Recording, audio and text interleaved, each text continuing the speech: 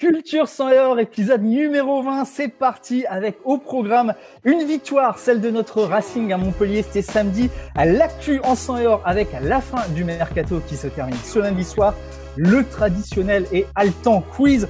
On aura aussi une grosse parenthèse sur le football féminin à Lens et puis on conclura avec ce fameux Lens OM qui se profile, ce sera mercredi soir.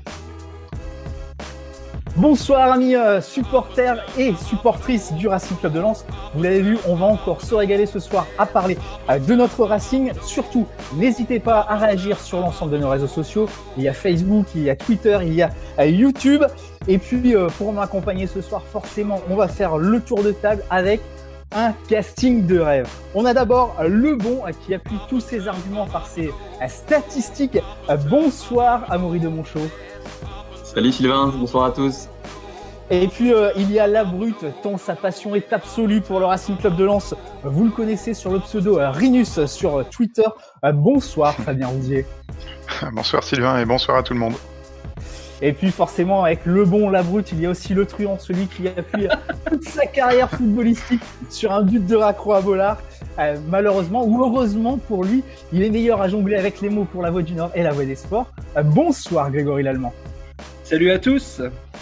Et puis bien entendu, au milieu de tout ce beau monde, pour compléter le casting, il nous fallait la belle. On voulait aussi un coach du Racing Club de Lens, de l'équipe première. Ce n'est pas Franck Hez, puisque la belle ce soir, c'est Sarah Mbarek, la première dame dans Culture Sang et Or. Bonsoir Sarah.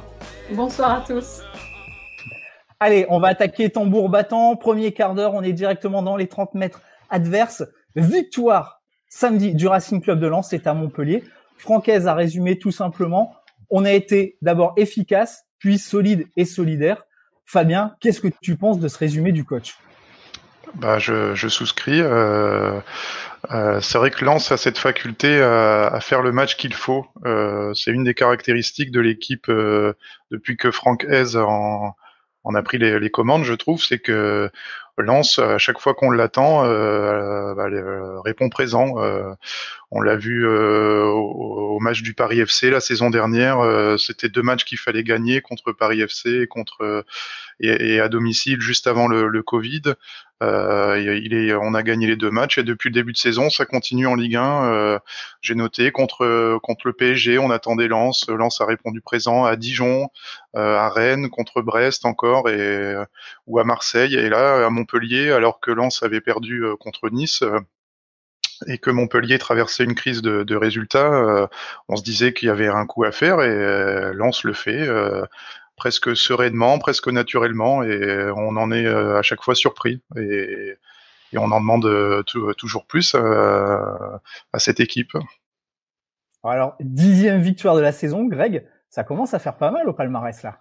Ouais, c'est pas mal. Alors pour la petite histoire, c'est quand même au bout de 29 matchs, juste une de moins que l'année où Lens a été champion. C'est-à-dire qu'au bout de 22 matchs, Lens avait gagné 11 matchs sous Daniel Leclerc en 97-98. Alors ok, c'est pas exactement la même époque parce qu'à l'époque, il y a évidemment moins de différence entre les équipes de haut de tableau et en dessous. Là, il y a vraiment plusieurs étages. Et puis l'équipe de Daniel Leclerc avait fini en boulet de canon, mais c'est pour vous situer un peu quand même ce qu'est en train de réaliser cette équipe. On a une équipe de Lens qui est un peu irrégulière au niveau des résultats depuis 1 mois et demi, depuis 2 mois même, c'est victoire, défaite. Et c'est surtout aussi cette faculté à jamais se laisser aller après une défaite. Il y a toujours un rebond. Et puis voilà, il y a des victoires comme celle de samedi, il faut savoir aller les chercher parce que c'est peut-être l'une des moins brillantes entre guillemets de la saison. Il a fallu s'arracher. C'est aussi du caractère, un comportement solidaire dans les moments chauds en fin de match.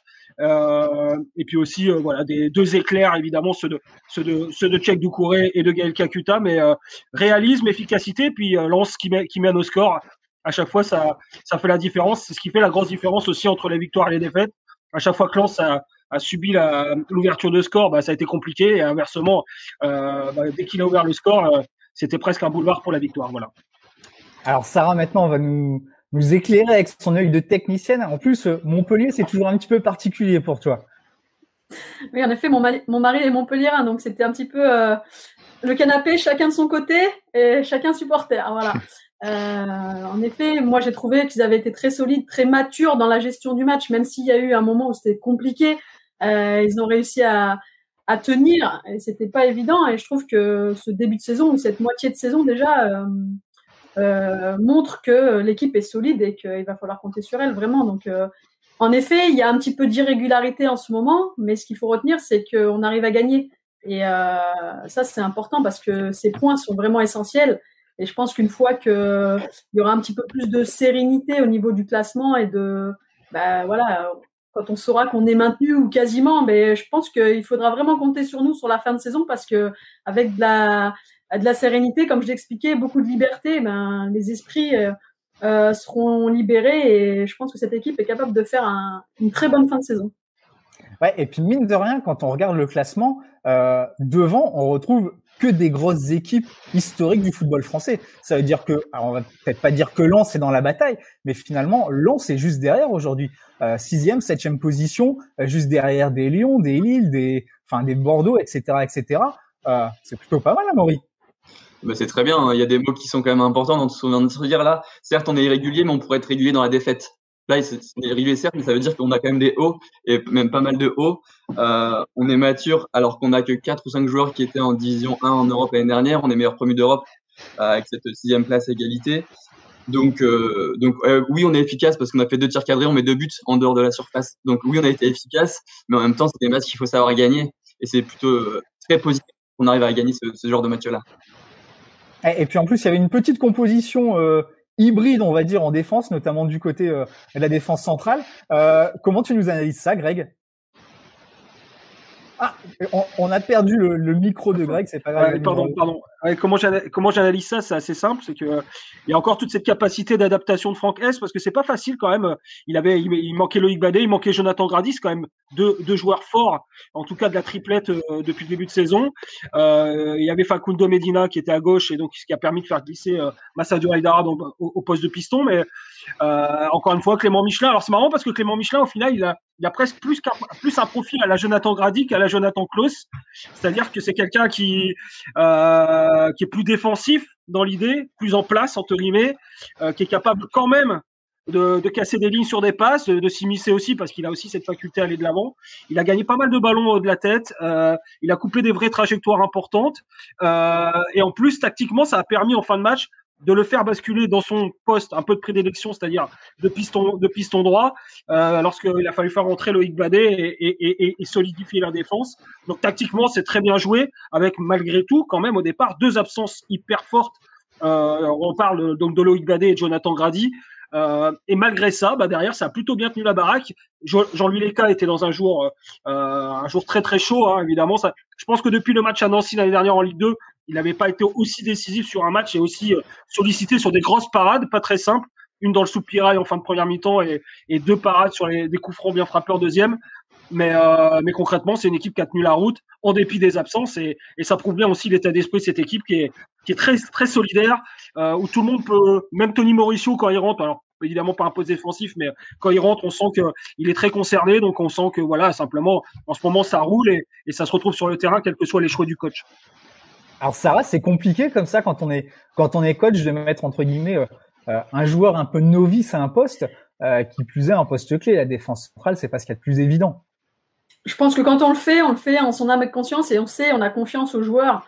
On sait qu'il est capable de le faire. Après, en effet, il y a toujours le paramètre, une petite incertitude par rapport à la pression, par rapport à l'enjeu du match et au fait qu'il n'y ait pas beaucoup d'expérience ou de temps de jeu.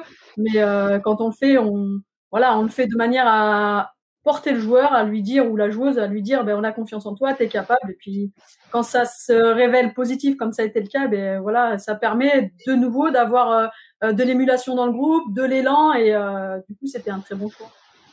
Ouais, et puis il y a Greg qui a parlé de la prestation de Jean-Louis Leca, effectivement, qui avait peut-être été un tout petit peu chahuté, remis en cause ces derniers temps. Cette fois, il a remis les pendules à l'heure. Comment tu as vécu ces prestations et ces parades, Fabien, toi, derrière ta télé, quand tu as pu voir ce match et le vivre? Ah bah c'est surtout son arrêt en fin de première mi-temps, il me semble, la manchette qu'il fait là alors que le ballon allait se loger dans le soupirail. J'ai trouvé que c'était un arrêt de grande classe, et c'est vrai que quand on regarde les chiffres de cette rencontre, on voit que finalement on a pris un petit peu Montpellier à son propre jeu, on a laissé la possession à cette équipe montpelliéraine qui a pas forcément l'habitude de l'avoir. Ils ont eu beaucoup plus d'occasions, on a su faire le dos rond, et c'est vrai que quand on a un bon gardien, bah ça aide d'autant plus, et c'est une victoire qui nous ressemble pas, mais au niveau des chiffres, mais dans l'état d'esprit, par contre, on a retrouvé le Lens de Francaise. Ouais, effectivement, c'est vrai que c'est une victoire qui nous relance pas. Alors, ça n'aura pas échappé à Amaury et ses statistiques traditionnelles. C'est que pour une fois, Lens n'a pas eu le monopole du ballon. Et non. Et d'ailleurs, c'est assez drôle. Je voulais juste en parler. C'est un peu que ta question, mais Alain Perrin qui nous dit qu'on mène souvent à l'extérieur parce qu'on laisse la possession du ballon volontiers. J'ai envie de dire, regarde les matchs, Alain, s'il te plaît. Oui, t'as un passé, mais regarde les matchs pour en parler, c'est quand même beaucoup plus facile. Enfin, parenthèse refermée. Mais oui, mais c'est ce côté que moi, je loue souvent le travail de Franck Hez, même si je suis personne pour le juger. C'est ça que j'aime beaucoup, c'est son adaptabilité. C'est que là, on sait que le point faible de Montpellier, c'est peut-être quand ils vont utiliser le ballon. En plus, une équipe qui n'est pas en confiance, laissons-leur et nous, on aura nos occasions. Et du coup, on les a très bien saisis. Ce qui illustre pour moi une vraie confiance. Cheikh Doucouré qui va tenter cette frappe-là, Gaël Kakuta qui va tenter cette frappe-là. C'est vraiment pour moi des bons signaux, des signaux de confiance. Et c'est ce qui nous fait inaugurer, je pense, une belle fin de saison. Parce qu'on a des joueurs en confiance, sûrs de leur force. Et c'est aussi l'avantage quand on a un vrai plan de jeu. Quand on a un vrai plan de jeu, on peut interchanger des joueurs. Tout le monde sait là où on va. Et c'est quand même beaucoup plus facile avec des repères communs. Ouais, c'est clair. Et puis, pareil, du côté des stats, Lens n'avait pas beaucoup l'habitude de marquer en dehors de la surface cette saison. C'est le cas de le dire. Et là, coup sur coup, 2 buts en dehors de la surface. En plus, quel but, deux jolies frappes. À chaque fois petit filet, même s'il y a un petit peu de réussite sur la deuxième. Mais qu'est-ce que ça fait du bien de savoir qu'on peut marquer de loin maintenant. Ouais. Greg. Ouais, non, mais moi, ça me fait surtout plaisir pour Cheikh Doucouré parce que c'est quelqu'un qui tente beaucoup. Il se faisait pas mal vanner en début de saison il visait le poteau de corner à droite, puis le poteau de corner à gauche. Et là, il a vraiment verrouillé. Alors, il verrouille parce que le ballon est très bien, c'est vrai, mais on le sent aussi lui en ce moment en train de monter en puissance, je trouve, au niveau de sa confiance, que ce soit dans ses prises de balles, dans la manière de casser des lignes. Il a eu un moment un peu plus compliqué autour du mois d'octobre-novembre, où je trouvais qu'il était en train pas de stagner, mais c'était plus compliqué.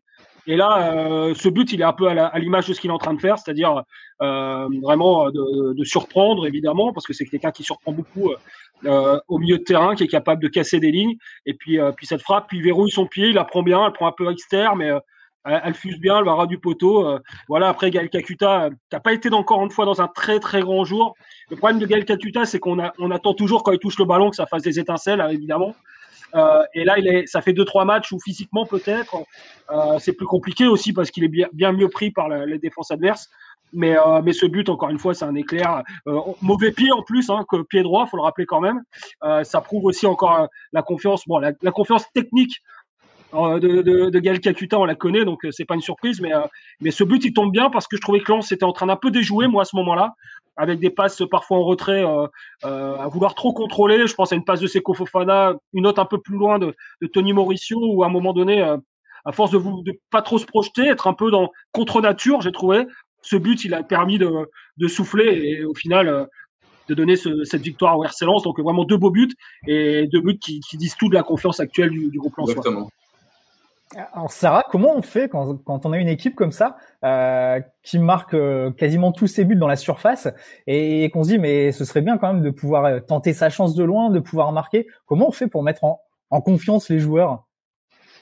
Je pense que à partir du moment où il y a des buts, même s'ils sont en dehors, dans la surface ou en dehors, on se pose pas trop la question. Après, en effet, si on peaufine et on va chercher un petit peu plus le détail, je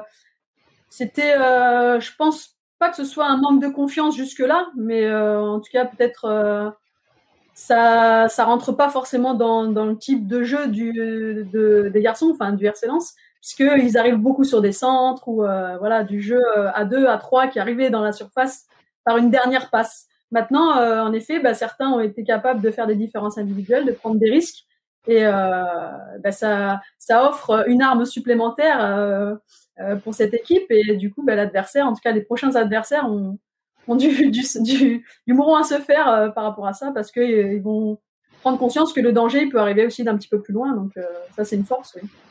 Les adversaires vont devoir sortir un peu plus sur le porteur du ballon plutôt que d'attendre. Ça peut créer d'autres choses, du coup, et tant mieux.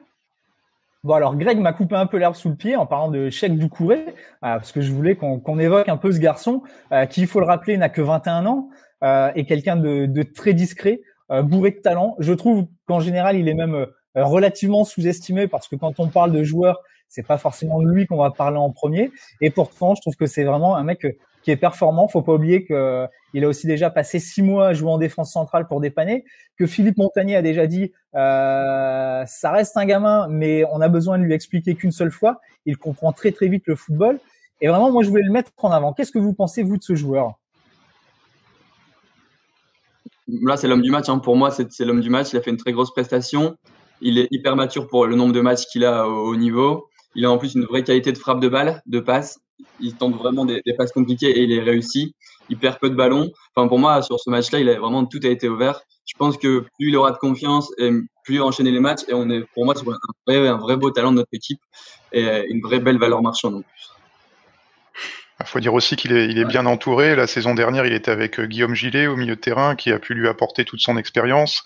Là, cette année, il y avait déjà Yannick Cahuzac aussi l'an passé. Et cette année, il bénéficie de l'apport de Seko Fofana pour justement être à l'écoute et apprendre de ses qualités. Et je trouve qu'il le fait bien, tout en restant axé aussi sur ses points forts et en continuant à prendre des risques, notamment par ses frappes de loin, qui c'est vrai que c'est une de ses caractéristiques. Il en a toujours tenté, et on a vu que samedi, quand ça commence à rentrer, ça fait du bien au RC Lens. Et mine de rien, 21 ans et quasiment 80 matchs en pro déjà. Ouais. Et moi, je veux juste revenir parce qu'on parle beaucoup de sa frappe, mais le but de Gaël Kakuta, la passe externe qui fait au cœur du jeu, qui amène le décalage, qui permet à Kakuta de se projeter, elle est magnifique. Et je trouve que dans ce match, il y a tout en fait de Cheikh Doucouré, ce qu'on attend de lui, c'est-à-dire de la puissance, à l'image de sa frappe, mais pas que, et aussi cette qualité au cœur du jeu. Je me souviens aussi en début de saison à Lorient où il fait une passe extérieure pour Ganago dans la surface, en contre-attaque pour Sotoka, pour Ganago qui marque finalement, mais il est capable aussi d'avoir de la vraie qualité technique dans des petits espaces parfois. Moi, je pense qu'il gagne en confiance, c'est vrai. C'est quelqu'un que je trouve timide aussi dans la vie. Je pense que c'est quelqu'un de très réservé, très gentil. Cheikh Doucouré, il est dans sa petite bulle et il est très doux comme garçon. Et je pense qu'il va encore gagner en confiance et du coup en prestation, parce que c'est quelqu'un qui est juste très respectueux. Et des fois, je me dis, j'aimerais bien qu'il le soit pas un peu moins, mais qui sur le terrain, on sent qu'il a encore une grosse marge de progression, et je suis sûr qu'il va faire très très mal à l'avenir. Ça, c'est sûr. Sarah, comment tu juges un peu, toi, son potentiel? C'est vrai que moi, je trouve qu'il évolue très très bien. Et je pense qu'il a, comme le disait Greg, une vraie marge de progression. En enchaînant les matchs, en réussissant à marquer régulièrement, je pense qu'en effet, il peut devenir un joueur de très haut niveau. C'est déjà le cas, mais quand on réalise qu'il a que 21 ans, on se dit que oui, ça peut être un joueur de très haut niveau. Et puis c'est sa première expérience en Europe aussi, il faut pas l'oublier. Donc il y a l'acclimatation, il y a le jeune âge, un football européen auquel il faut s'adapter. Alors après, c'est sûr, il y a une culture des joueurs africains au RC Lens qui doit lui faciliter la tâche. Mais vraiment, je pense que à un moment, vraiment falloir surveiller ça. Et c'est aussi pour ça que le Racing l'a verrouillé l'année dernière en prolongeant son contrat. Mais à mon avis, ça doit déjà bien tourner autour de lui. Oui, il y a du monde autour de lui déjà, évidemment, mais c'est vrai qu'au-delà de sa capacité d'adaptation, on va rappeler quand même que l'année dernière, Philippe Montagnier le faisait jouer de défenseur central. Et Philippe Montagnier, alors on peut dire tout ce qu'on veut de Philippe Montagnier, c'est aussi quelqu'un qui connaît le foot, et il disait, mais moi j'hallucine parce qu'à l'entraînement, je lui demande de jouer axe gauche. Il a jamais joué à ce poste et rapidement il a trouvé ses marques, et l'année dernière il a fait des bons matchs à ce poste. Évidemment qu'on préfère tous, et moi le premier, j'avoue que quand Franck Hez l'a fait monter d'un cran dès son arrivée, c'était quand même un bon choix, et ça a amené vraiment beaucoup plus de solidité et de fluidité dans le jeu au milieu de terrain l'année dernière, c'est une évidence. Mais voilà, c'est quelqu'un qui a 19 ans, quand on lui a dit bah tu vas complètement jouer à un poste qui est pas le tien. Tu vas jouer axe gauche. Il a rien dit. Il a mis ses crampons. Il a dit allons on y va et il a fait vraiment des bonnes prestations aussi à ce poste-là. Donc voilà, il a une palette qui est très très intéressante. Oui, et d'ailleurs, on se posait un petit peu la question au départ de est-ce que ce serait complémentaire avec Seko Fofana? On avait un peu peur, mais là, je pense qu'on a la réponse. Hein, ça marche plutôt très bien. Hein. Mais d'ailleurs, dans ce milieu à deux, j'ai l'impression qu'on peut faire tourner n'importe lequel des trois joueurs, que ça soit Cahuzac, Fofana ou Doucouré. Les doublettes fonctionnent à chaque fois très bien. Ouais, enfin moi je sais pas ce que vous en pensez, mais je trouve que quand même qu'avec Seko Fofana là et Cheikh Doucouré, on a quand même du très haut niveau et j'ai une légère préférence pour cette doublette là. Il y a un petit peu plus de puissance. Voilà. Donc c'est peut-être ça un petit peu qui fait la différence. Après, Cahuzac a quand même l'expérience et le métier pour lui, donc sur certains matchs ou en tout cas certains moments du match, il sera important, c'est sûr. Bah, c'est surtout qu'il apporte un vrai équilibre, Yannick Cahuzac.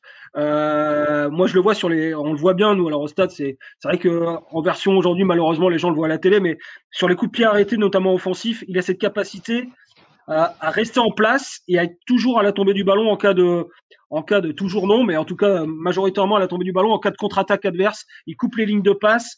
Alors que c'est vrai que ce soit Cheikh Doucouré ou Seko Fofana ont cette capacité pour se projeter, mais attention dans le dos à la perte du ballon avec une équipe qui en plus attaque à beaucoup.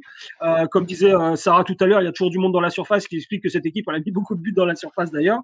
Mais attention, et c'est vrai qu'il y a Yannick Cahuzac qui a un profil un peu différent, certainement moins impressionnant de l'extérieur, mais très très utile pour être très très intéressant devant la défense, mais pas que, et aussi des fois en dernier défenseur pour venir couper des velléités adverses.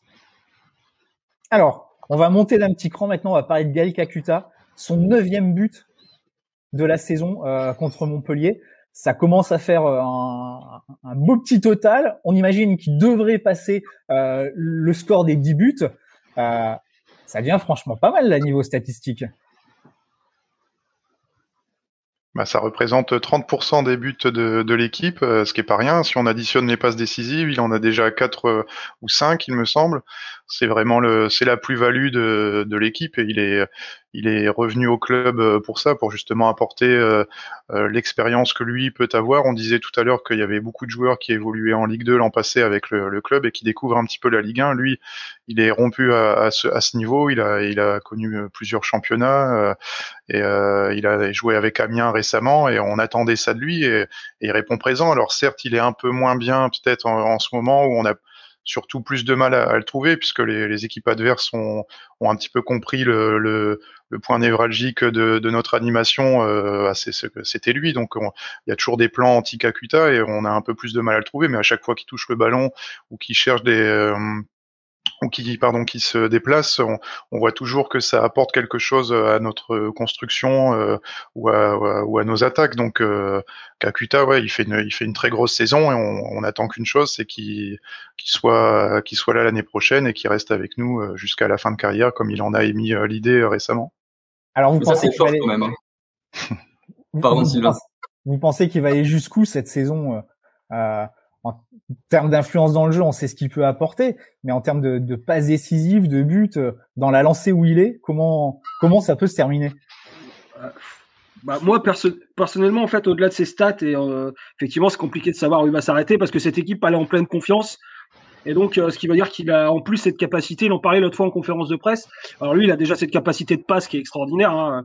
Sur un contrôle, il voit tout de suite l'endroit où il faut venir couper la passe. C'est assez extraordinaire. Il a un pied fabuleux. On parle souvent de ses gris-gris, mais il n'y a pas cette capacité de dribble. Il y a aussi cette capacité. Moi, c'est d'abord cette capacité de passe. Et en plus, avec Kalimundo, avec Sotoka, avec Ganago, il a du monde devant avec des profils très différents. Et lui, il sait s'adapter à ça. C'est-à-dire qu'en fonction de l'appel, il sait si Sotoka, il faut lui mettre dans les pieds, évidemment, il faut aller moins chercher la profondeur qu'avec un Kalimundo, si je dois caricaturer. Donc, il a cette intelligence-là presque naturelle, et sur un pas, il est capable de savoir où mettre le ballon pour faire mal. Donc, il peut faire des grosses statistiques. Moi, ce qui m'impressionne pour lui, cette année, c'est son body language. Alors, j'aime pas, c'est un trait anglais, mais en tout cas, son langage corporel, voilà. On voit qu'il est heureux, en fait. On voit qu'il est heureux, Gaël Kakuta. C'est-à-dire qu'on voit après son but, ce qu'il fait, il va se jeter vers ses équipiers. Il y a tout le banc qui est avec lui. On voit qu'il mène le jeu, ça c'est vrai, mais il est dans son élément. Et ça, ça fait tellement plaisir parce que c'est un joueur qui a, on sait, un parcours atypique. On va pas y revenir. On en a assez parlé, trop parlé même, je trouve. Et c'est quelqu'un qui, on sent tout simplement heureux d'être au RC Lens. Alors, ça aurait pu être heureux ailleurs, mais en plus, c'est au RC Lens, là où on sait qu'il a débuté. Et il se régale parce que le système est fait pour lui, concrètement. Je pense que ça a été aussi dans le deal de départ en arrivant. Je pense que Franquès, quand il l'a appelé, il lui a dit, écoute, tu seras mon homme de base dans l'animation, tu seras numéro 10 derrière 2 attaquants. Moi, ça me fait juste plaisir d'avoir aussi de revoir des vrais 10 à l'ancienne. Voilà, des mecs qui sont devant une base un peu défensive et à qui on donne une vraie liberté de jeu. Et voilà, donc on sent qu'il s'éclate et je pense vraiment que dans une équipe qui est en confiance, il peut encore faire grimper les stats, mais pas que. Faire grimper le plaisir, ce sera encore plus important que faire grimper les stats. Voilà. Alors Sarah, quand on a un joueur comme ça qui s'éclate, qui en plus est pétri de talent, comment on fait pour le gérer? Pour le canaliser, il faut le freiner un peu, au contraire, il faut le laisser totalement s'exprimer. C'est pas toujours évident non plus. C'est vrai que je me permettrai pas trop de juger parce que je le connais pas suffisamment, mais voilà, si on met un petit peu ce joueur dans en effet le numéro 10 typique qui a besoin de beaucoup de liberté pour s'exprimer, qui a besoin d'avoir beaucoup de solutions offensives devant lui, donc 2 attaquants, c'est vrai que c'est top. Mais ouais, il faut être capable de lui laisser un petit peu les billes, de lui donner pas mal de liberté, de le mettre dans une situation de confiance et en même temps de savoir le gérer, notamment en termes de temps de jeu, parce que c'est quelqu'un qui laisse beaucoup de jus sur un terrain. Et c'est peut-être pour ça qu'il a un passage un peu plus compliqué, mais en même temps, c'est un joueur qui a besoin de beaucoup jouer aussi. Donc ouais, c'est pas évident. C'est pas évident. Je pense que ça demande beaucoup de communication. Et de ce côté-là, je suis pas inquiète. Avec Franck, ça doit discuter. Et il est très bien géré. La preuve, voilà, il est déjà à 9 buts, 4 passes décisives. Je pense qu'il n'est pas prêt de s'arrêter. Voilà. Dans quelques instants, on va avoir notre quiz, on va parler aussi un petit peu de mercato, mais juste pour refermer ce match sur Montpellier, 6 victoires du Racing Club de Lens à l'extérieur, seulement 4 à Bollard, même si Lens a pour le moment joué plus à l'extérieur qu'à domicile. Est-ce que pour le Racing, c'est beaucoup plus facile de s'exprimer quand il voyage? Qu'est-ce que vous en pensez, Fabien? Je nuancerai un petit peu cette lecture puisque il y a quand même, on vit une saison un petit peu particulière à huis clos. On voit bien que pour toutes les équipes, il y a une sorte de lissage entre les matchs à domicile et les matchs à l'extérieur.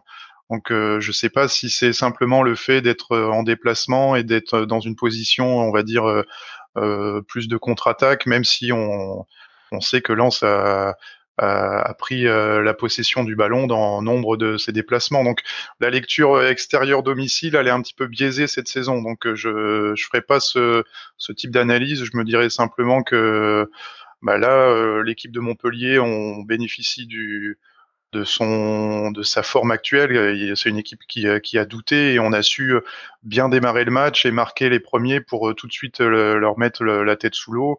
Et le match c'est un petit peu joué suite à notre ouverture du score. Derrière, eux, ils ont dû courir après le score et ils ont été mis en difficulté. On a su appuyer, mettre le deuxième but. Voilà, c'est un concours de circonstances, mais c'est pas.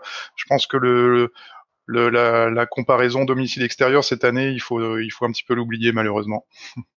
Amaury ?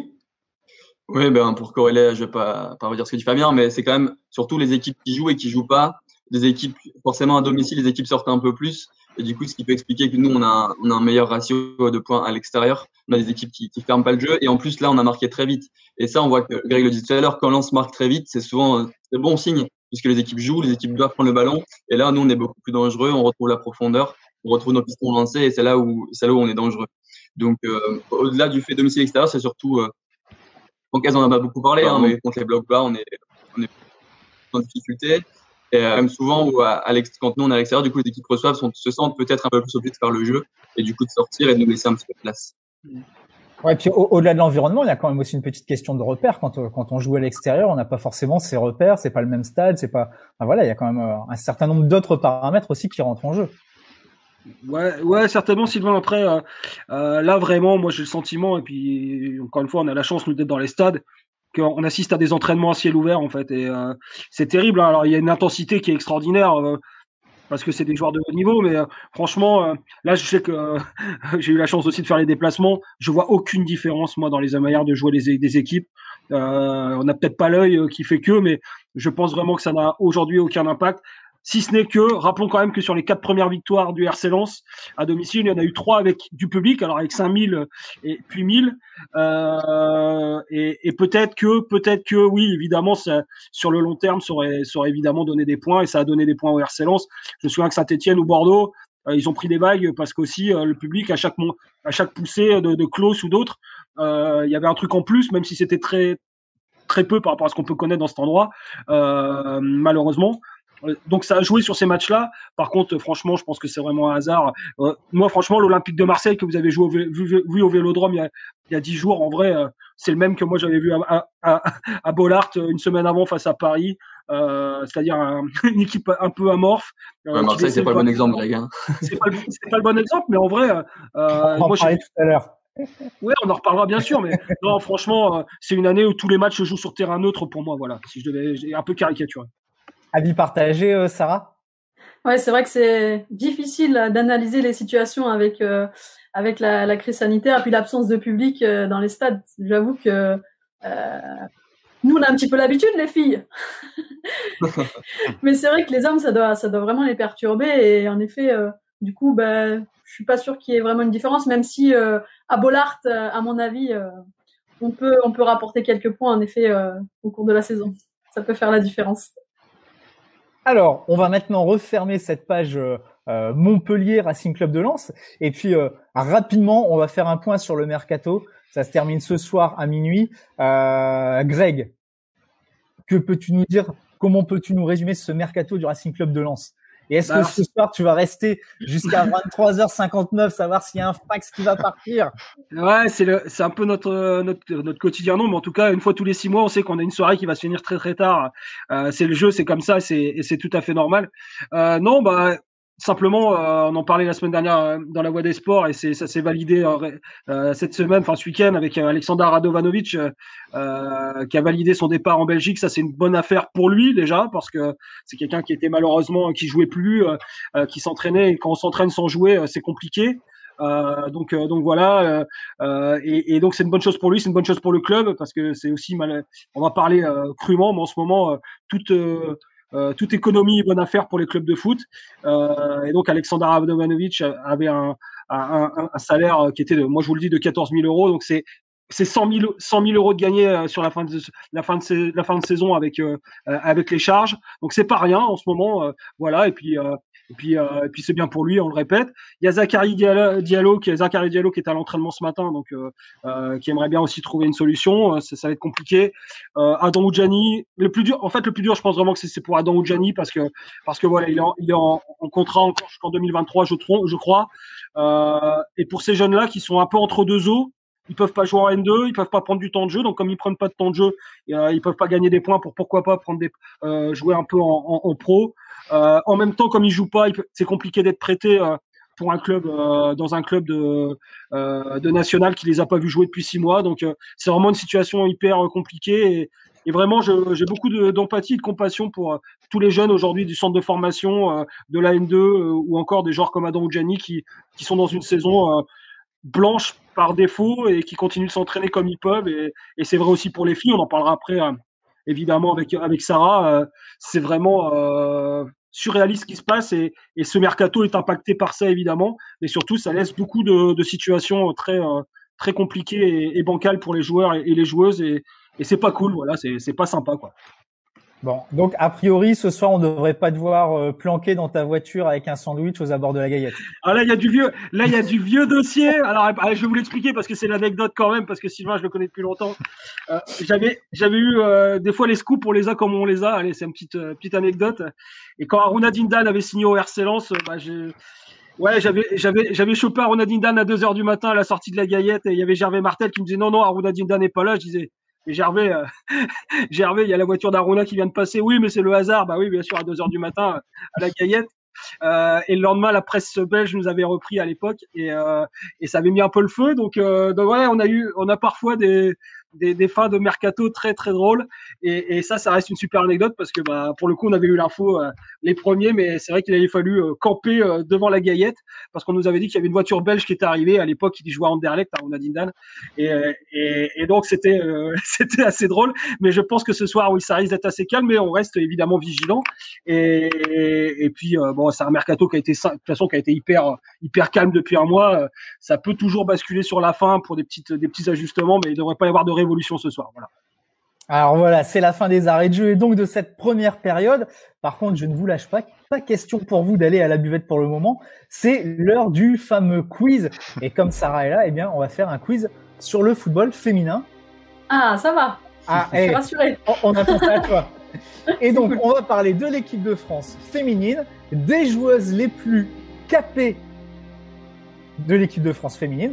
Donc, on va commencer tranquillement en faisant notre tour de table. Il faut qu'à chaque fois, vous me sortiez l'une des 10 joueuses les plus capées de l'équipe de France féminine.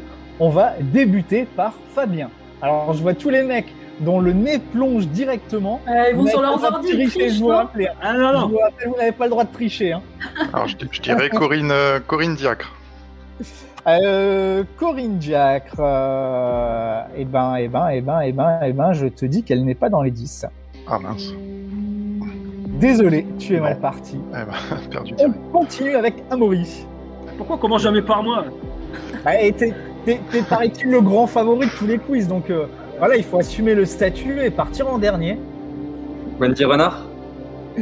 Wendy Renard. Eh bien, pour l'instant, elle n'y est pas encore. Elle n'est pas encore dans les 10, c'est Wendy? D'accord. Eh ben non. Allez, alors, je continue dans mon sens inverse des aiguilles d'une montre et je passe à Sarah. Non mais c'est une blague. Sandrine Soubeyran. Oh non. Recordman pour le moment, 198. Ah mais j'avais Sandrine Soubeyran, mince. Alors par hasard, Greg. Comme par hasard. Je t'assure, je vous l'ai mis là. Je vais pas montrer l'autre parce que j'en ai jamais. Mais je vais pas donner. De toute façon, Sarah va s'imposer, c'est sûr. Là du coup. Donne-en une déjà. Moi j'ai envie de tenter. J'allais dire Amandine Henry, mais elle a eu un gros moment sous Bini où elle jouait pas. Mais ça fait quand même un bout de temps qu'elle joue. Il y a eu pas mal de matchs, il y a eu pas mal de tournois. Tu peux la dire. Ouais, je sens que t'es en train de me la mettre en tourloupe. Je vois l'œil en tourloupe. Il va falloir se dépêcher, dire quelqu'un, mais. Ça va buzzer là. Ouais, ça va buzzer, je crois. T'es en train de buzzer là? Ouais, ça va buzzer là. Faut aller vite. Ouais, je veux dire Sarah Boidi. Sarah Boidi, eh bien, écoute. Oui, tout à fait. 149. À Fabien. J'ai perdu au tour d'avant, mais. T'as perdu. Il a perdu. Ah, mais on peut faire gagner les gens qui perdent, il n'y a pas de problème. Ouais. T'as l'habitude, Greg. Allez, pour le jeu. Je dirais Gaëtan Tiné. Ah oui. On enchaîne, Amaury. Sonia Bonpastor. Eh bien oui, forcément. Ah. C'est pas possible. C'est à moi. Sarah. Ah oui. Camille Abidi. Forcément. Ouais. Numéro 4, 183 sélections. Greg. 183 sélections, c'est extraordinaire quand même. On se rend pas compte de ce que ça représente, mais c'est quand même... c'est cool. N'essaye pas de gagner du temps, tu dois... Non, mais ouais. Louisa Nessib. Oui, tout à fait. En 9e position. On est pas mal. On continue. Moi, j'ai plus de nom, j'ai plus d'idées. Hein. Je passe mon tour. Aïe, allez, Amaury. Alors, j'hésite entre deux. Mais je sais pas, il y a moins de matchs à l'époque, mais on va dire Marinette Pichon. Eh non. Ah ouais? Eh non, elle n'est pas dans les 10. Elle n'est pas dans les 10. Il en manque combien, Sylvain? Eh ben là, dans les 10, il en manque 4. Sarah. Ouda Lataf. Ah, bien vu. Aïe. Il est pas? Ah non, on ne l'a pas. Ah, on va dire... Greg a la balle de match. C'est pas dommage. On est d'accord. Regardez son sourire. Si j'arrive à battre Sarah Mbarek, qui est quand même ancienne internationale tricolore, dans un quiz sur le foot féminin, moi je pense que là je peux m'arrêter. J'avais d'autres noms, mais je les ai laissés parce qu'il y en a que tu connais pas. Ouais, mais c'est sympa. Greg, il a pas compris ça. Ouais, je veux dire, je suis pas sûr, mais je vais dire Amandine Henry parce que voilà, mais je pense elle doit pas être dans les 10, ça doit jouer tout juste. Voilà. Greg, t'avais la balle de match, t'avais le penalty à la 94e Ouais, minute. Panenka au-dessus. Y a pas le but en or?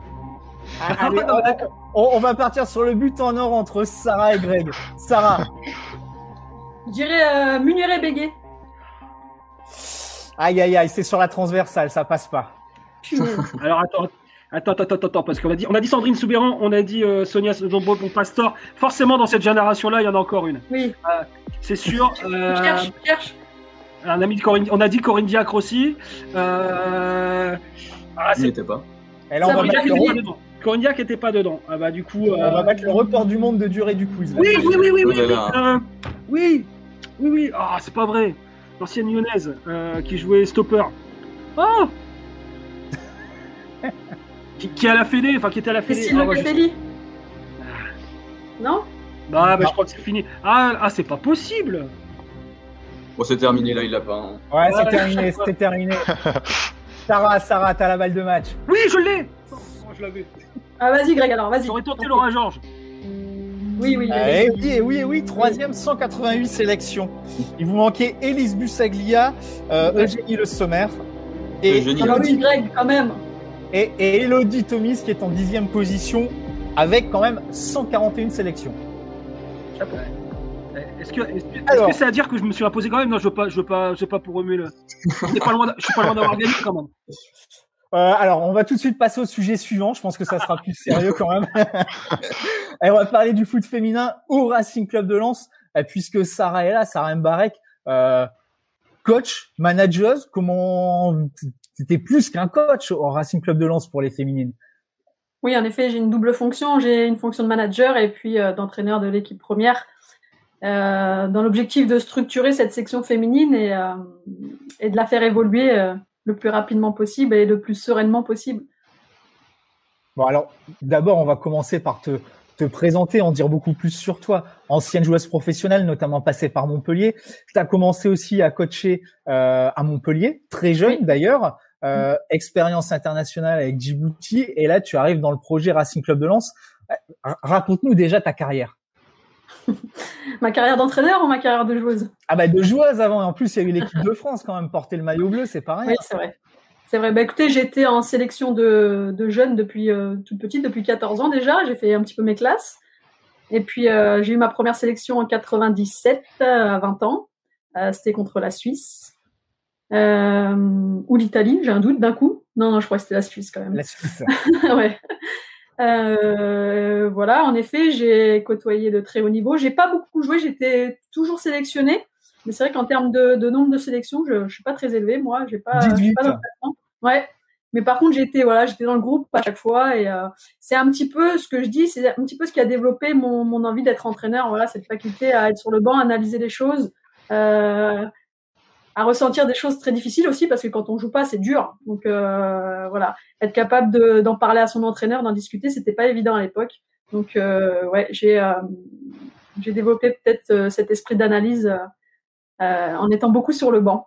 À côté de ça, par contre, j'avais la chance de pouvoir évoluer en première division, donc à La Roche-sur-Yon, puis à Montpellier, où j'ai joué pendant 6 saisons. Et puis j'ai eu un problème de santé que j'avais déjà depuis plusieurs années, mais j'ai été greffée du rein en 2006. Donc quand on est greffé du rein, on est greffé dans la fosse iliaque. Et c'est devant, c'est très exposé au choc. Donc je m'étais promise d'arrêter complètement ma carrière de joueuse si ça arrivait. Donc c'est arrivé. Et, du coup, j'ai mis un terme à ma carrière. Et puis, j'ai enchaîné tout de suite, par contre, au poste d'entraîneur. J'ai eu cette chance, cette opportunité offerte par Louis Nicolin de pouvoir reprendre l'équipe première. Donc, l'équipe avec laquelle j'avais joué 2 années avant, avec des joueuses qui étaient des amies. Donc, ça a été un petit peu compliqué au départ. Mais voilà, j'ai relevé ce défi et je suis restée 6 ans à la tête de cette équipe. Et puis, des titres aussi bien en tant que joueuse et puis coach aussi, ça s'est joué à rien. Ouais, ça s'est joué à rien. Non, c'est vrai que les années montpelliéraines ont été très fructueuses en termes de titres ou de compétition, puisqu'on a gagné la Coupe de France, on a joué la Ligue des Champions, on est allé jusqu'en quart de finale, on est éliminé sans avoir perdu. par un match nul. Donc ouais, ça reste vraiment une très très belle expérience et c'est ce qui m'a vraiment donné envie de poursuivre sur cette voie parce que j'ai senti que c'était fait pour moi, quoi. Et puis derrière Guingamp, Djibouti, et puis quelque chose qui te caractérise et qui transpire aussi dans ces projets que tu as eu avant. On te dit bâtisseuse. Ouais. Mais c'est vrai qu'à chaque fois, c'est pas forcément une recherche à la base, hein, mais c'est vrai qu'à chaque fois, c'est des projets qui demandent de la construction, de l'investissement, du temps pour pouvoir mettre en place des choses, de la formation notamment, et puis comment dire, des choses qui perdurent dans le temps. Voilà, avoir une certaine stabilité, et ça me caractérise en effet. Que ce soit Montpellier, Guingamp, même Djibouti où ça a duré qu'une saison, voilà, on a réussi en peu de temps à construire des choses qui, je pense en tout cas, vont avoir des conséquences rapidement puisque ça se passe bien. Il y a quelqu'un qui a pris le relais et ça se passe très très bien. Donc et Lens qui, de par ses valeurs, de par son histoire, m'a attirée et c'est vrai que je suis très très contente d'être ici. En plus, ça se passe bien. Donc voilà, même si c'est une situation et une saison un petit peu particulière, on sent qu'il y a une très bonne motivation, une très bonne envie, une grande envie de faire évoluer la section féminine et donc je suis très très motivée. Alors justement, la saison en cours, on va en reparler, on ne peut pas y échapper. Par contre, est-ce que tu peux nous présenter ce projet Racing Club de Lens féminin? Oui, alors l'objectif, c'est de pouvoir structurer tout ce qui est catégorie de jeunes, puisqu'il y avait déjà des choses qui étaient mises en place, mais c'est vrai que maintenant, il faut être capable de donner l'esprit et les valeurs du RC Lens, d'inculquer aux jeunes l'esprit de compétition, la culture de la gagne, l'envie aussi d'aller au niveau et de jouer pour cette équipe première. Donc, il faut tout mettre en place. Et puis, pour l'équipe première, l'objectif, c'est de monter en première division. D'ici, bon, c'est dur avec cette saison un peu compliquée, mais on s'était fixé 2-3 ans, voilà, sans se fixer non plus de date, mais le plus rapidement possible, voilà. Mais avec l'envie, l'objectif de pas faire la navette, vraiment de construire une équipe, un projet qui puisse perdurer après en première division. Alors j'imagine que les petits camarades autour de la table ont aussi leurs questions, comme on les a pas entendues depuis un moment. Et bien voilà, Amaury, le football féminin au Racing Club de Lens, c'est quand même une sacrée avancée. Ouais, moi j'ai plein de questions pour le coach et manager. Du coup, c'est quand t'es arrivé, Sarah, si je peux te tutoyer, c'est quoi la synthèse un peu je pense que tu as analysé un peu tout ce qui se passait au niveau de la formation, parce qu'on sait que Lens a récupéré le club qui était RAS Football Féminin. Est-ce que pour toi, il y avait déjà une vraie belle base qu'il faut juste sublimer et apporter l'expertise professionnelle, ou est-ce qu'il y a vraiment beaucoup de travail et tu penses que ça va prendre beaucoup de temps? Alors non, il y a une très belle base au niveau des jeunes. En effet, c'était peut-être un petit peu plus dans un travail de masse et de quantité. Donc c'est de ce côté-là qu'il faut écrémer et mettre en place la pyramide vers le haut niveau et vers l'équipe première. Mais c'est vrai que tout ce qui a été mis en place déjà, c'était bien. Maintenant, il faut structurer, il faut un sport-études, un au collège, un au lycée. Voilà, il faut mettre tout ça en place pour qu'on puisse avoir notre propre formation et puis avec nos éducateurs aussi qu'il faut former parce que certains sont un petit peu au début de leurs expériences. Donc voilà, c'est un petit peu ce que je dois apporter. D'accord, merci. Très bien. Ouais, moi j'ai une question pour Sarah, mais un peu plus d'ordre un peu plus général. Je me disais qu'on oppose souvent le foot féminin avec le foot masculin en pointant justement les manques du foot féminin par rapport au foot masculin. Et si on retournait la question, qu'est-ce que le foot féminin possède que n'a pas justement le foot masculin, selon toi, Sarah? Alors pour moi, elle est trop facile cette question. Non, je pense que le foot féminin actuellement, il ressemble un petit peu au foot masculin il y a certaines années. Dans ses valeurs vraiment intrinsèques, dans la vérité, quand on triche pas, quand on se donne à fond, quand certes on n'a pas beaucoup de moyens, mais que du coup on a des valeurs et qu'on les défend au maximum. Voilà, c'est vrai que il y a moins d'enjeux financiers. Il y a plus de vérité, ou je sais, c'est difficile à exprimer, mais voilà, c'est un foot un petit peu plus naturel.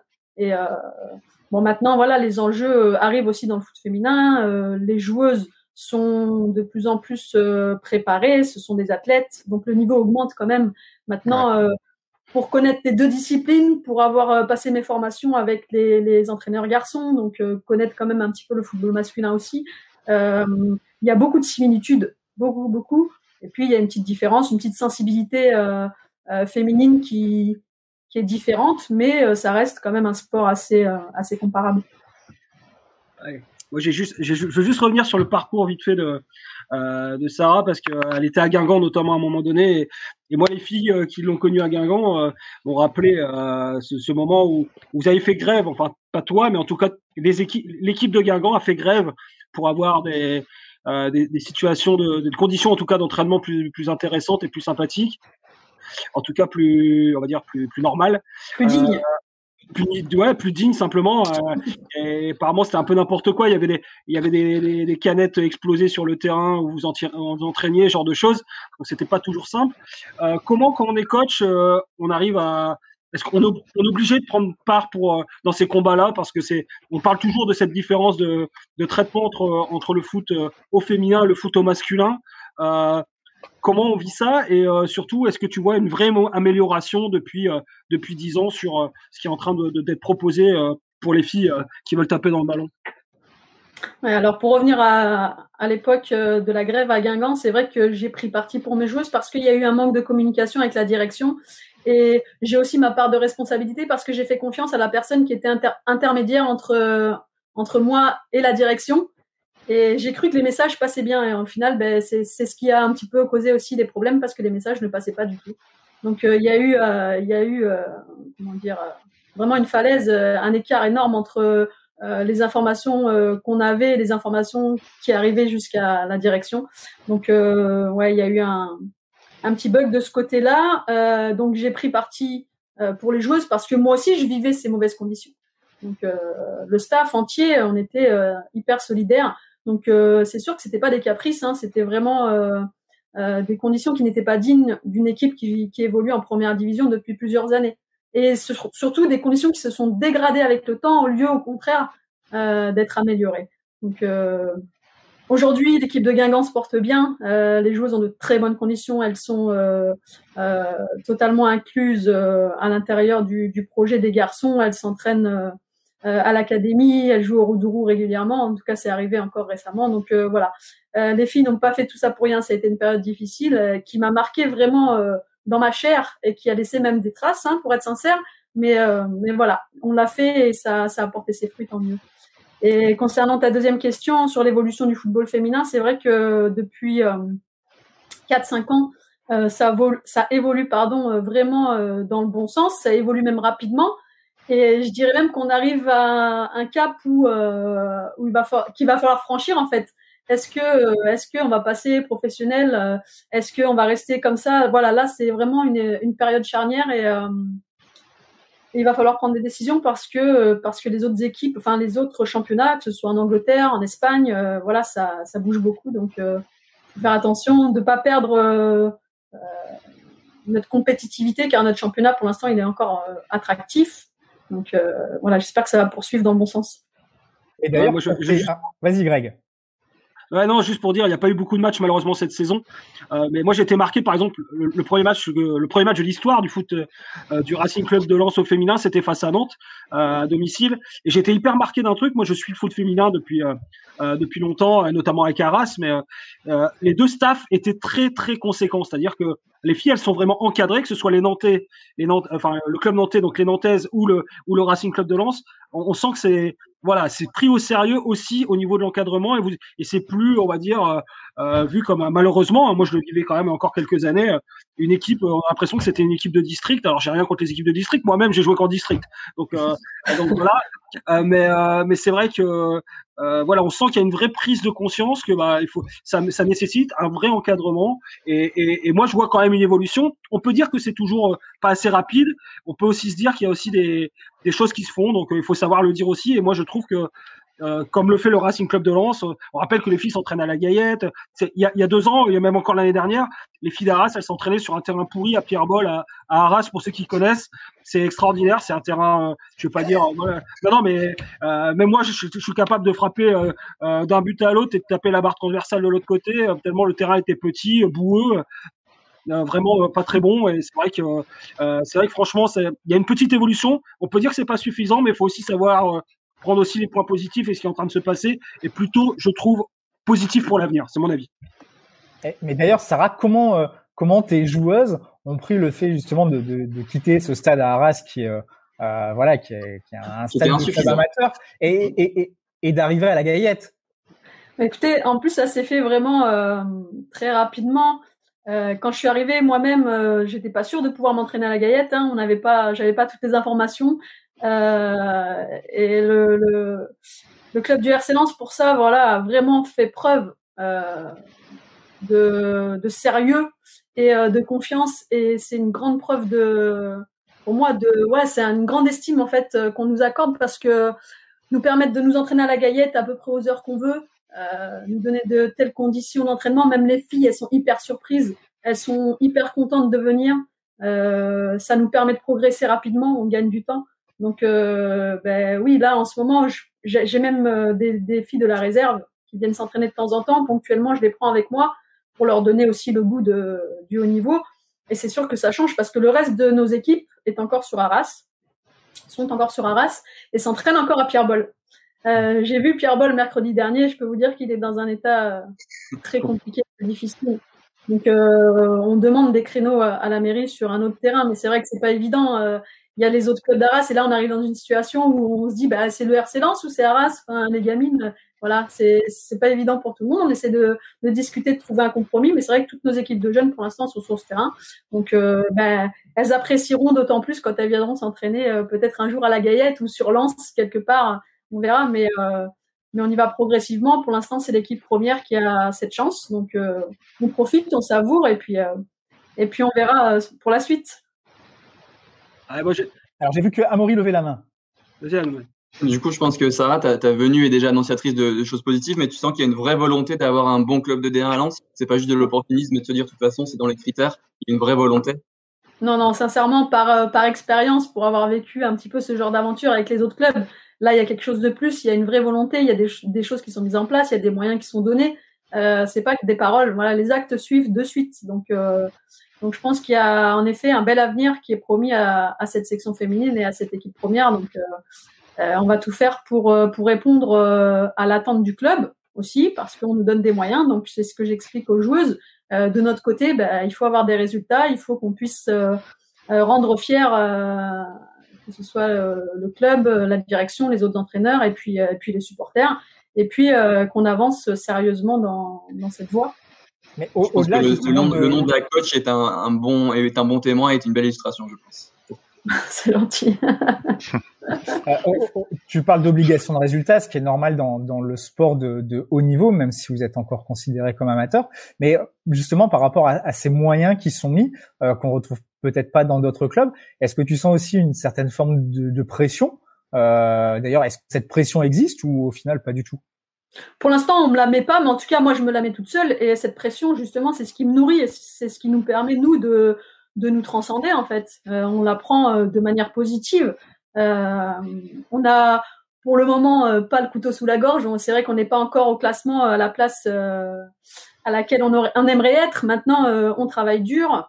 On espère que la situation sanitaire va évoluer pour nous permettre de reprendre le championnat et de finir à une place qui serait plus honorable. Mais après, on sait qu'on a du temps. Pour l'instant, voilà, on se met pas de pression négative. Au contraire, ça nous motive plus qu'autre chose. Alors, on aimerait encore en parler des heures. Je regarde le chrono et l'heure tourne. On va bientôt arriver dans les arrêts de jeu. Il y a quand même un match qui arrive aussi mercredi. Ce sera contre l'Olympique de Marseille. On va faire relativement vite. Marseille n'a pas joué ce week-end. Chacun a vu ce qui s'était un peu passé. Comment vous voyez ce match qui approche entre le Racing et l'OM? Fabien, peut-être pour commencer. Bah, ça va être un match forcément particulier parce qu'on a joué Marseille il y a peu, donc du fait du Covid, le match avait été reporté, donc là c'est des circonstances un petit peu particulières. Le match retour est quasiment collé au match aller. Et deuxièmement, on voit que Marseille traverse une sorte de crise de résultats d'abord, et puis une crise interne et de lien avec leurs supporters qui a débouché sur ce qu'on a vu ce week-end, qui est absolument incroyable, enfin inqualifiable. Et donc nous, on arrive derrière pour jouer cette équipe qui va forcément être groggy, je pense, qui va sûrement ressembler à l'équipe qu'on a vue au match aller. Mais est-ce que ces événements de ce week-end vont créer une sorte de ressort dans le groupe, d'union sacrée, c'est souvent, enfin c'est ce qu'on observe parfois dans ce type de tempête, les groupes se resserrent et ça crée une sorte de force collective qui n'existait pas avant. Donc on va voir, je suis curieux de voir ça face à cette équipe qui est dans le doute, comment nous on va réussir à appréhender ça et à un petit peu dépasser les chiffres qu'on a à domicile, comme tu évoquais tout à l'heure, Sylvain, essayer de retrouver un petit peu la victoire sur notre pelouse. Greg? Ouais, Fabien a dit pas mal de choses, mais je pense que vraiment le début de match sera très très important. Alors c'est vrai dans tous les matchs de football, c'est vrai parce que quand Lens ouvre le score, il se débrouille pas mal, et inversement c'est plus compliqué quand il prend le premier but, mais surtout parce que l'Olympique de Marseille va forcément vouloir un moment réagir. Moi j'avais été très surpris au Vélodrome de leur manque de réaction après l'ouverture du score de Lens, où ils avaient quasiment ils étaient résignés, restés une demi-heure. Il n'y a jamais eu, même de contact, il n'y a jamais eu de coup. Ils ne sont jamais vraiment révoltés. Donc là, évidemment, il s'est passé des choses ce week-end à la Commanderie. On verra ce que ça donne. Rappelons quand même que le PSG, que Marseille joue le PSG aussi ce week-end. Ça peut être une semaine complètement pourrie pour eux. Ce qui est sûr, c'est que le RC Lens, par contre, on ne parle pas assez du RC Lens, je trouve, là pour l'instant. C'est une semaine qui est un peu particulière parce que c'est Marseille, parce que c'est Rennes. Et qui sait, on parle pas d'Europe encore du côté lensois, mais je veux dire que si sans être des concurrents directs, c'est des équipes qui l'entourent au classement. Et si ça venait à bien tourner cette semaine, ça pourrait basculer vers un truc très très très intéressant. Donc Lens a tout à gagner et Marseille tout à perdre. Autant dire que mentalement, Lens part avec un vrai avantage sur ce match. On verra si les Marseillais sont capables de passer le cap simplement au niveau psychologique de ce qui les attend. Voilà. Amaury, on t'a vu avec le sourire à écouter Greg. Ouais, ce mot Europe, il m'inquiète à chaque fois, mais on en parle souvent. C'est sûr qu'on joue un adversaire en pleine crise qui a 4 défaites de suite. Donc c'est quand même significatif. Nous, notre spécialité, c'est de jouer les équipes qui vont mal. Donc les Rennais, je sais pas ce qui va se passer dans les jours à venir, mais inquiétez-vous. C'est vraiment pas de bonne augure d'affronter le RC Lens en ce moment. Moi, ce que je voudrais, si j'ai une attente sur ce match-là, c'est que nos attaquants marquent des buts. Sur les 5 derniers matchs, si je dis pas de bêtises, on a un but de Banza et c'est tout. Et je pense que du coup, ça sera ça qui va décider si on bascule du bon côté, là où Greg nous voit peut-être, ou alors de l'autre côté, on retombe dans le rang. Franck S disait à la mi-saison qu'on n'aurait sans doute pas le même moyenne de points par match. Si on fait cette bonne semaine-là, moi, je pense qu'on bascule vraiment du bon côté et qu'il y aura que des matchs intéressants à voir, en fait. Sarah, tu le vois comment, toi, ce match de nos 100 heures, de tes 100 heures aussi? Ouais, c'est vrai que beaucoup de choses ont été dites, mais je pense que voilà, nous concentrer sur notre propre jeu, essayer de faire abstraction de ce qui se passe en effet à Marseille chez l'adversaire. Maintenant, les joueurs sont suffisamment professionnels pour le faire. Et puis voilà, se fixer l'objectif de remporter un match à domicile. C'est peut-être sur ça qu'il faut un petit peu cibler les têtes et l'état d'esprit. Et puis ça donnera beaucoup d'envie, d'abnégation aux joueurs. Voilà, j'espère qu'en tout cas, ce seront 3 points mercredi pour nous. Et alors, on a une question qui nous vient des réseaux sociaux pour toi, Sarah. Comment tu juges la saison des garçons jusqu'à maintenant? Ah, moi, ils me font plaisir. Vraiment, je m'éclate et je suis super contente déjà de voir le jeu produit parce que j'aime bien. Il y a du spectacle, il y a des buts, il y a du jeu. Et puis, l'état d'esprit, c'est vraiment ce qui me caractérise. Ça fait partie de mes valeurs et mon équipe, j'essaie de leur transmettre un petit peu les mêmes choses. Donc, voilà, c'est un bel exemple pour nous. Alors, mesdames, messieurs, voici l'heure que vous attendez tous, l'heure du prono. vous excellez depuis le début de saison, il faut quand même le dire, parce que personne jusqu'à maintenant n'a réussi à donner le bon score. On va commencer le tour de table, forcément par le vainqueur du quiz, hein, c'est à lui de se mouiller un peu. Greg, ouais, alors, se lance Marseille. Alors moi, je vais faire plaisir à beaucoup de supporters lensois. Je vais annoncer une victoire marseillaise parce que comme je suis à peu près à 0% de réussite, à peu près au pronostic, je préfère dire ça. Voilà, je pense que l'OM va s'imposer 1-0. Donc vous pouvez tous faire autre chose et taper sur une victoire lensoise parce qu'en général, je suis à 0%. J'ai juste ramené, je vous montre juste ça. J'ai ramené le maillot d'Eduardo, le Brésilien. Pourquoi ce maillot? Parce que c'est celui de la saison 2009-2010 et c'est la dernière année. À Bollard. Voilà, 1-0 à Bollard, but d'Eduardo et voilà, c'est un maillot porté par Eduardo cette saison-là. C'est lui qui avait marqué à la 92e, victoire 1-0. C'était déjà Mandanda dans les buts, c'était fin d'année 2009, donc c'est la dernière victoire en Ligue 1. Lens s'était imposé aussi en Coupe de France quelques mois plus tard à Bollard aussi 3-1 contre l'OM, donc ça fait un bout de temps. Mais ouais, moi je vois une victoire marseillaise, comme ça vous pouvez tous parier autre chose. Voilà. Ouais, donc vous connaissez tous le compte Twitter de Grégory Lallemand, n'hésitez pas. Fabien, à toi. Ouais, je dirais victoire de Lens 2-1. Amaury. 2-0 pour les Lensois. Alors Sarah, si tu veux gagner le concours prono, évite de dire un de ces 3 pronos. Et ouais, vise les matchs nuls, Sarah, si tu veux gagner. J'étais partie comme Fabien sur le 2-1, mais du coup je dis 3-1 pour Lens. Voilà, je m'enflamme. Allez, tout ça c'est dans la boîte, on a bien enregistré et on ressortira tout. Juste une petite dernière question, Sarah, qui est arrivée pour toi sur les réseaux sociaux, donc on va t'en faire part et tu nous réponds. Est-ce que tu as eu des contacts récemment avec l'équipe de France féminine, puisque effectivement ça perd d'être la grosse ambiance? Non, du tout, c'est pas du tout. En plus, j'aurais pas répondu. Voilà, je suis lensoise et je suis concentrée sur ma mission et non, j'ai pas eu de contact du tout. Focus sur le Racing Club de Lens. Oui, bien sûr. Très bien aussi. Eh bien, merci à tout le monde de nous avoir écoutés. Merci à Grégory, merci à Fabien, merci à Amaury pour vos interventions. On remercie grandement à Sarah qui nous a parlé du Racing Club de Lens, du football féminin. Et forcément, on en reparlera et on a envie de te réinviter parce qu'on a encore plein de choses à voir sur ce Racing et si possible quand il y aura des matchs parce qu'on se doute que ça doit être très très compliqué pour vous en ce moment, mais on suivra forcément les résultats et on en parlera. Merci forcément aussi à tous ceux qui nous ont aidés à faire cette émission. On pense à Damien, on pense à Baptiste, on pense à Mathieu et puis avant de se quitter, un clin d'œil pour Andreas qui est un petit supporter du Racing Club de Lens qui avait vaincu la leucémie. Malheureusement, il y a une rechute. Alors Andreas, on pense à très très fort à toi et tu vas voir, les 100 heures, ils vont encore aller chercher des victoires et ce sera pour te les dédier bien entendu. Merci encore à tous et puis on se retrouve à très très prochainement pour un nouvel épisode de Culture 100 heures. Des bisous et à bientôt.